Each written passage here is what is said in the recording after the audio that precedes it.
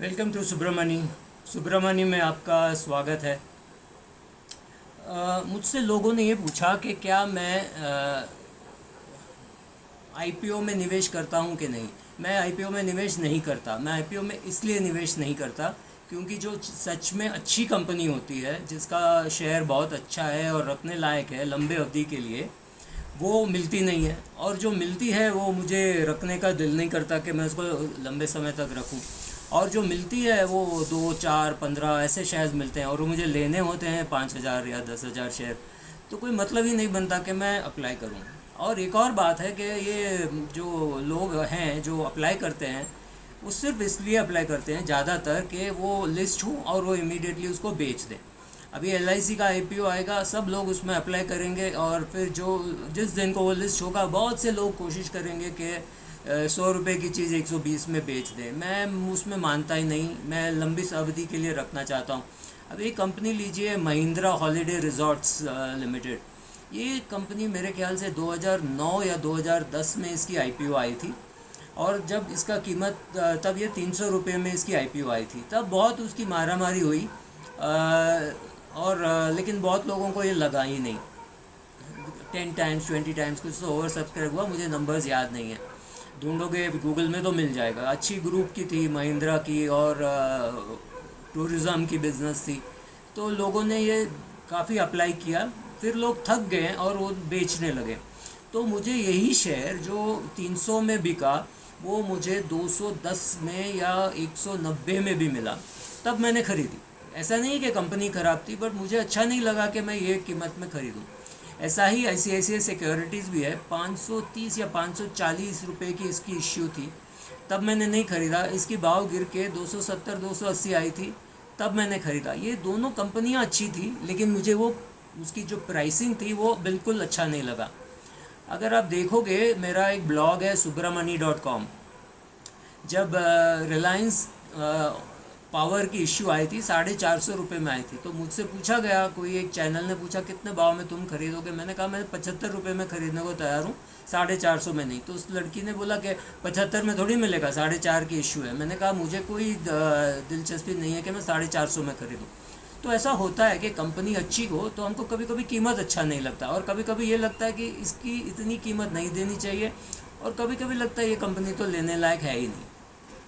तो ज़्यादा करके मैं कभी IPO में अप्लाई नहीं करता। ऐसे नहीं कि मैंने कभी नहीं किया है। मेरे पिताजी ने काफ़ी पैसे IPO में अप्लाई की थी 1977 में। तभी बहुत से अच्छे कंपनीज़ की IPO आई थी, तभी उन्होंने अप्लाई किया था। उसके बाद भी अप्लाई किया था।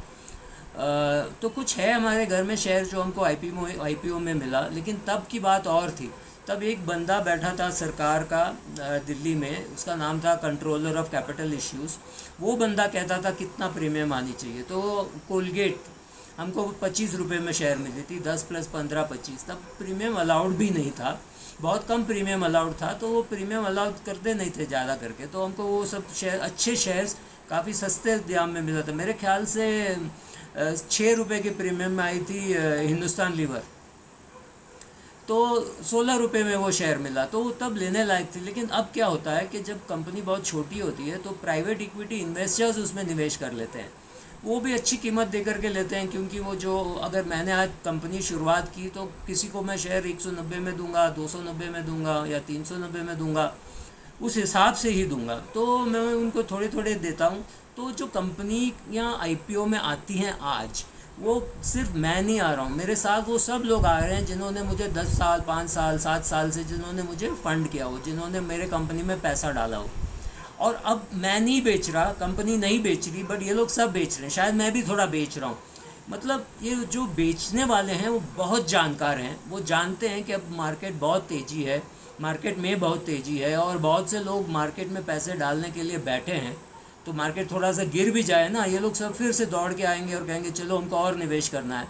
तो ऐसी मार्केट में ही वो इश्यू लाते हैं। वो इश्यू तब नहीं लाते जब मार्केट ख़राब हो। स्वाभाविक है, वो तब क्यों लाएं? क्योंकि तब वो लाएंगे तो उनको अच्छी कीमत नहीं मिलेगी।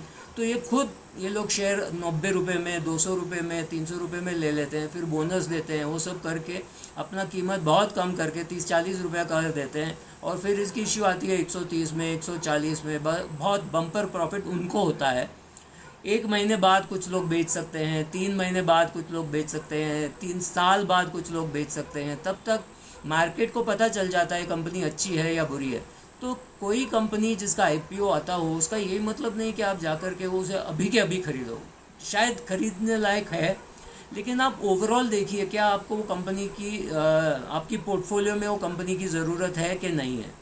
अगर आपके पास बहुत सारे बैंक हैं आपके तो, और नई बैंक की आईपीओ आ रही है, तो आपको लेने की ज़रूरत नहीं। हाँ, ये हो सकता है आप कोई पुरानी बैंक बेच करके ले रहे हो क्योंकि आपको इसके बारे में कुछ मालूम है, या कोई म्यूचुअल फ़ंड की इश्यू आ रही है और आप म्यूचुअल फ़ंड इंडस्ट्री के बारे में जानते हैं तो आप वो ले रहे हैं। आपको कोई जानकारी होगी तो लेनी चाहिए। और ये मार्केट में या कोई भी मार्केट में ये सोच के लेनी चाहिए कि अगले 10 साल मार्केट नहीं खुलेगा। ये मैं इसलिए कह रहा हूँ कि अगर ये मार्केट गिरती है तो ये काफ़ी दर्दनाक गिरावट हो सकती है। तो ये जो आपने देखा था रिलायंस पावर 450 से 400 रुपया 40 रुपया हो गया,